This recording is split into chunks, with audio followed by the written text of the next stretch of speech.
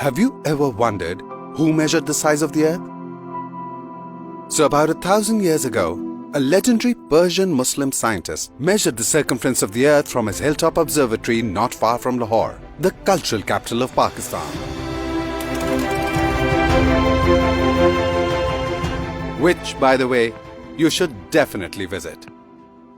The man was Abu Rehan al-Biruni, and the place was Nandana Fort. How about we take a trip there right now?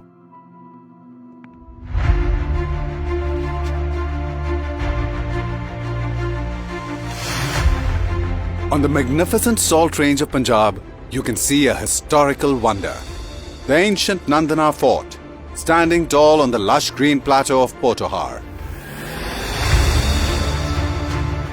Nandana Fort is strategically located on a hilltop near the village of Baghanwala, in district Jhelum, which is on the eastern flank of the Salt Range. It was built in the 8th century by the Hindu Shahi dynasty and is named after the mythological garden of the Hindu god Lord Indra. It's accessible from both the motorway and GT road. The fort was built for the surveillance of the Nandana Pass and as a deterrent for invaders.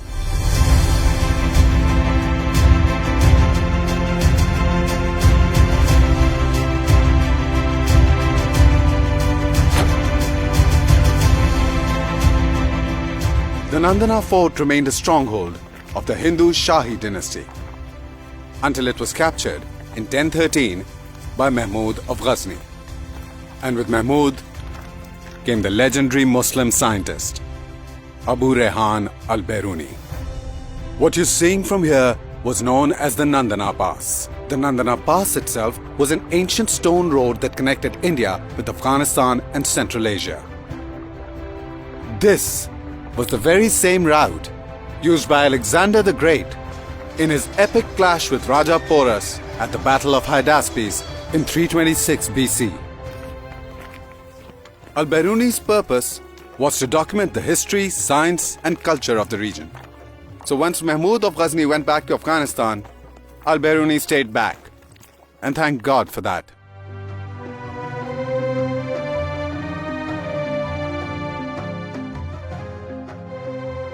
I am standing at the very spot where Abu Rehan al-Biruni had his observatory in the 11th century. This is where he quantified the radius and circumference of this little blue dot we call home. Abu Rehan al-Biruni, being a mathematical visionary, combined algebra and trigonometry to solve the epic problem of calculating the size of the Earth. Having read al-Biruni's description, let me tell you how he estimated the size of the Earth. Al-Biruni needed a mountaintop from where he could see the flat horizon, and Nandana Fort was ideal for that. But first, he needed to measure the height of the mountain. He did this by going to 2 points in the valley which were in a straight line with the mountaintop. Then he measured the distance between those 2 points. And finally, he measured the angles between those points and the mountaintop. To do this, he used a device called an astrolabe, which is basically a giant protractor with angles and degrees and a pointer to determine his line of sight. Now he had enough information to measure the height of the mountain using trigonometry and algebra. He needed only one more measurement to get the size of the Earth. Angle of the line of sight of the horizon as it dips below the horizontal. Now here's the amazing part. Al-Biruni imagined the mountain as a large right-angled triangle, which has 3 corners: the mountaintop, the horizon, and the center of the Earth. Using trigonometry, Al-Biruni figured out that the angle of the horizon and the height of the mountain were related to the radius of the Earth, and algebra helped him calculate it. This was the formula that allowed Al-Biruni to calculate the circumference of the Earth, which, by the way, is within 200 miles of the value that we know of it to be today, about 25,000 miles.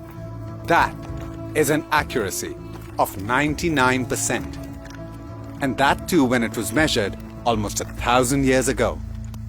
Let that sink in. The Nandana complex comprises of a fort, a temple, and a mosque. The temple is known as the Shiva Temple, and it was built by Anandapala, son of the Shahi king Jayapala, somewhere early in the 9th century. The mosque was built by Mahmud of Ghazni when he took over the fort from the Hindu Shahi Raj. Nandana remained under Muslim rule until the Sultan of Khwarizm was defeated by the Mongol hordes in the 13th century. The furious Mongols, led by the ruthless Genghis Khan himself, used the Nandana Pass to chase the fleeing Sultan and capture the fort. I mean, what history this place has.